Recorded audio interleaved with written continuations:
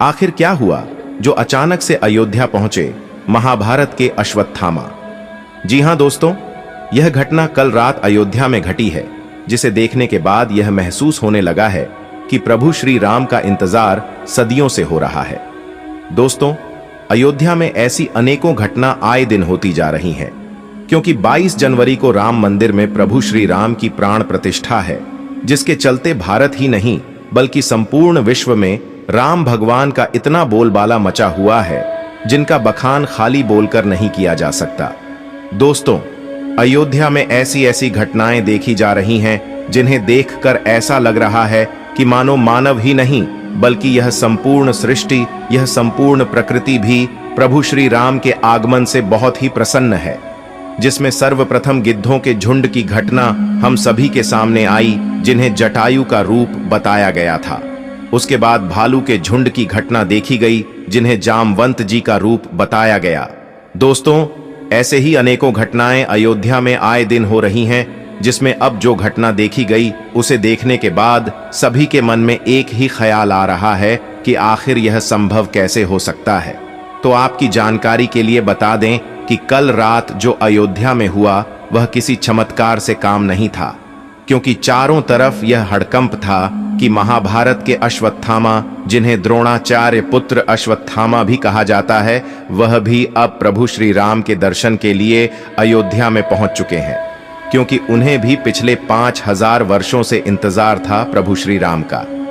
दोस्तों, जिस समय यह घटना अयोध्या में घटी उस समय कुछ समय के लिए जानो सब कुछ थम सा गया, क्योंकि वहां स्थित सभी लोगों के मन में एक ही सवाल था कि पिछले 5000 सालों से अश्वत्थामा जी थे कहां। यह बहुत बड़ा चमत्कार था, क्योंकि प्रभु श्री राम के बहुत से भक्त हैं, जिनमें से एक अश्वत्थामा भी हैं, और वह भी श्री राम का इंतजार कर रहे थे। दोस्तों, ऐसे भक्त के लिए कमेंट में जय श्री राम जरूर लिखें, और अगर आप भी पक्के सनातनी हिंदू है तो चैनल को सब्सक्राइब करें, वीडियो को लाइक करें, और इस वीडियो को सभी सनातनी भाइयों को शेयर जरूर करें।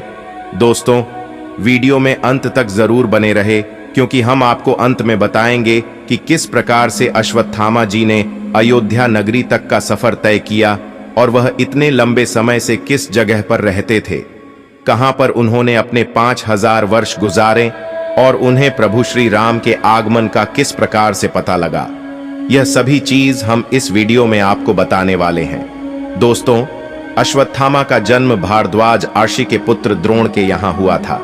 उनकी माता अर्षि शरद्वान की पुत्री कृपि थीं। द्रोणाचार्य का गोत्र अंगिरा था। तपस्यारत द्रोण ने पितरों की आज्ञा से संतान प्राप्ति हेतु कृपि से विवाह किया। कृपि भी बड़ी ही धर्मज्ञ, सुशील और तपस्विनी थीं। दोनों ही संपन्न परिवार से थे। जन्म लेते ही अश्वत्थामा ने घोड़े के समान घोर शब्द किया, जो सभी दिशाओं और व्योम में गूंज उठा। तब आकाशवाणी हुई कि इस विशिष्ट बालक का नाम अश्वत्थामा होगा। अश्वत्थामा के जन्म के बाद द्रोण की आर्थिक स्थिति गिरती गई। घर में कुछ भी खाने को नहीं बचा। विपन्नता आ गई। इस विपन्नता को दूर करने के लिए द्रोण परशुराम जी से विद्या प्राप्त करने उनके आश्रम गए। द्रोण आश्रम से लौटे तो घर में गाय तक न थी। अन्य आर्षि कुमारों को दूध पीते देख अश्वत्थामा दूध हेतु रोता था, और एक दिन द्रोण ने देखा कि आर्षि कुमार चावल के आटे का घोल बनाकर अश्वत्थामा को पिला चुके हैं, और अबोध बालक अश्वत्थामा मैंने दूध पी लिया यह कहते हुए आनंदित हो रहा है। यह देख द्रोण स्वयं को धिक्कार उठे। इससे यह सिद्ध होता है कि अश्वत्थामा ने अपना बचपन जैसे तैसे खा पी कर बिताया। उनके लिए घर में पीने को दूध तक नहीं होता था, लेकिन जब वे अपने मित्रों के बीच रहते थे तो झूठ ही कह देते थे कि मैंने तो दूध पी लिया। पिता ने जब बालक अश्वत्थामा की यह अवस्था देखी तो उन्होंने खुद को इसका दोषी माना, और वे उसके लिए गाय की व्यवस्था हेतु स्थान स्थान पर घूमकर धर्मयुक्त दान के लिए भटके, लेकिन उन्हें कोई भी गाय दान में नहीं मिली। अंत में उन्होंने सोचा कि क्यों न अपने बचपन के मित्र राजा द्रुपद के पास जाया जाए। वे अपने पुत्र अश्वत्थामा के साथ राजा द्रुपद के दरबार में जा पहुंचे। राजा द्रुपद की राजसभा में पिता की अवमानना बालक अश्वत्थामा ने देखी थी, और देखी होगी उनकी विवशता और क्रूर विडंबना कि शस्त्र शास्त्र के झांता भी सत्तासीन मदमत्त व्यक्ति द्वारा अपमानित होते हैं। अश्वत्थामा के बाल मन पर उस वक्त क्या गुजरी होगी जब उनके पिता को वहां से धक्के मारकर निकाल दिया गया। दोस्तों, भीष्म के शरशैया पर लेटने के बाद 11वें दिन के युद्ध में कर्ण के कहने पर द्रोण सेनापति बनाए जाते हैं। दुर्योधन और शकुनी द्रोण से कहते हैं कि वे युधिष्ठिर को बंदी बना लें तो युद्ध अपने आप खत्म हो जाएगा। तो जब दिन के अंत में द्रोण युधिष्ठिर को युद्ध में हराकर उसे बंदी बनाने के लिए आगे बढ़ते ही हैं कि अर्जुन आकर अपने बाणों की वर्षा से उन्हें रोक देता है।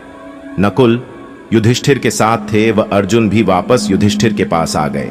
इस प्रकार कौरव युधिष्ठिर को नहीं पकड़ सके, लेकिन द्रोण की संहारक शक्ति के बढ़ते जाने से पांडवों के खेमे में दहशत फैल जाती है। पिता पुत्र ने मिलकर महाभारत युद्ध में पांडवों की हार सुनिश्चित कर दी थी। पांडवों की हार को देखकर श्री कृष्ण ने युधिष्ठिर से छल का सहारा लेने को कहा। इस योजना के तहत युद्ध में यह बात फैला दी गई कि अश्वत्थामा मारा गया, लेकिन युधिष्ठिर झूठ बोलने को तैयार नहीं थे। तब अवंतिराज के अश्वत्थामा नामक हाथी का भीम द्वारा वध कर दिया गया। इसके बाद युद्ध में यह बात फैला दी गई कि अश्वत्थामा मारा गया। जब गुरु द्रोणाचार्य ने धर्मराज युधिष्ठिर से अश्वत्थामा की सत्यता जानना चाही तो उन्होंने जवाब दिया, अश्वत्थामा मारा गया, परंतु हाथी। श्री कृष्ण ने उसी समय शंखनाद किया, जिसके शोर के चलते गुरु द्रोणाचार्य आखिरी शब्द हाथी नहीं सुन पाए और उन्होंने समझा कि मेरा पुत्र मारा गया। यह सुनकर उन्होंने शस्त्र त्याग दिए और युद्ध भूमि में आंखें बंद कर शोक में डूब गए। यही मौका था जबकि द्रोणाचार्य को निहत्था जानकर द्रौपदी के भाई धृष्टद्युम्न ने तलवार से उनका सिर काट डाला।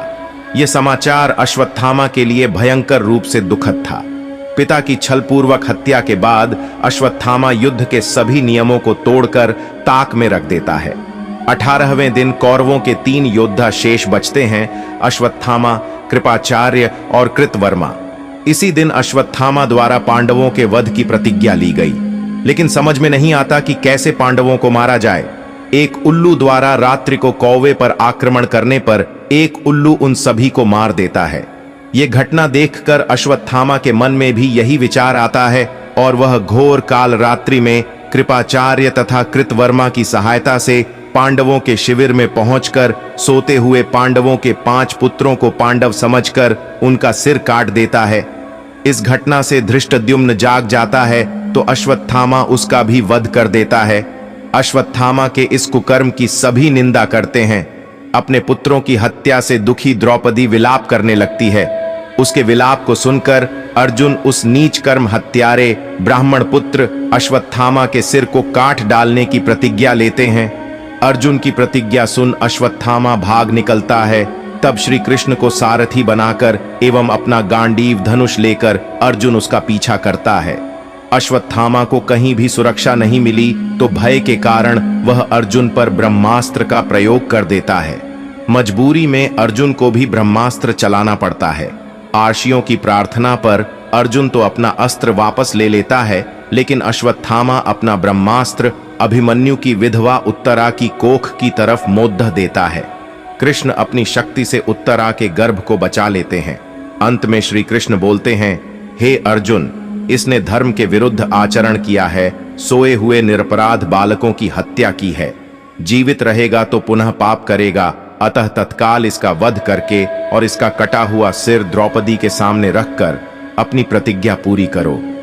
श्री कृष्ण के इन वचनों को सुनने के बाद भी अर्जुन को अपने गुरुपुत्र पर दया आ गई और उन्होंने अश्वत्थामा को जीवित ही शिविर में ले जाकर द्रौपदी के समक्ष खड़ा कर दिया। पशु की तरह बंधे हुए गुरुपुत्र को देखकर द्रौपदी ने कहा, हे आर्यपुत्र, ये गुरुपुत्र तथा ब्राह्मण हैं।